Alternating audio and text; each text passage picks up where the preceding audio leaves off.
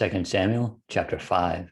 Then all the tribes of Israel came to David at Hebron and spoke, saying, Indeed, we are your bone and your flesh. Also, in time past, when Saul was king over us, you were the one who led Israel out and brought them in, and the Lord said to you, You shall shepherd my people Israel and be ruler over Israel. Therefore, all the elders of Israel came to the king at Hebron, and King David made a covenant with them at Hebron before the Lord, and they anointed David king over Israel. David was 30 years old when he began to reign, and he reigned 40 years. In Hebron, he reigned over Judah 7 years and 6 months, and in Jerusalem, he reigned 33 years over all Israel and Judah. And the king and his men went to Jerusalem against the Jebusites, the inhabitants of the land, who spoke to David, saying, You shall not come in here, but the blind and the lame will repel you, thinking, David cannot come in here. Nevertheless, David took the stronghold of Zion, that is, the city of David. Now David said on that day, Whoever climbs up by the way of the water shaft and defeats the Jebusites, the lame and the blind, who are hated by David's soul, he shall be chief and captain.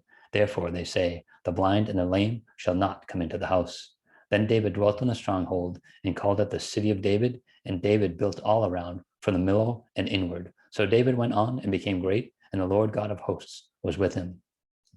Then Hiram, king of Tyre, sent messengers to David, and cedar trees, and carpenters and masons, and they built David a house. So David knew that the Lord had established him as king over Israel, and that he has exalted his kingdom for the sake of his people Israel. And David took more concubines and wives from Jerusalem after he had come from Hebron. Also, more sons and daughters were born to David. Now these are the names of those who were born to him in Jerusalem: Shammua, Shobab, Nathan, Solomon, Ibhar, Elishua, Nepheg, Japhia, Elishama, Elida, and Eliphalet.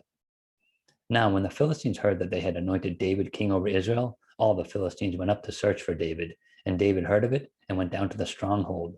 The Philistines also went and deployed themselves in the valley of Rephaim. So David inquired of the Lord, saying, Shall I go up against the Philistines?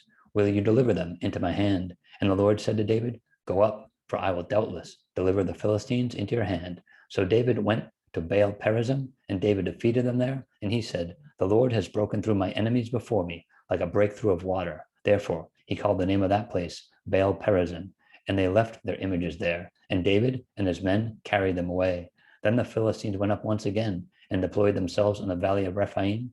Then David inquired of the Lord, and he said, You shall not go up. Circle around behind them and come upon them in front of the mulberry trees. And it shall be, when you hear the sound of marching in the tops of the mulberry trees, then you shall quickly advance, for then the Lord will go out before you to strike the camp of the Philistines. And David did so as the Lord commanded him, and he drove back the Philistines from Geba as far as Giza.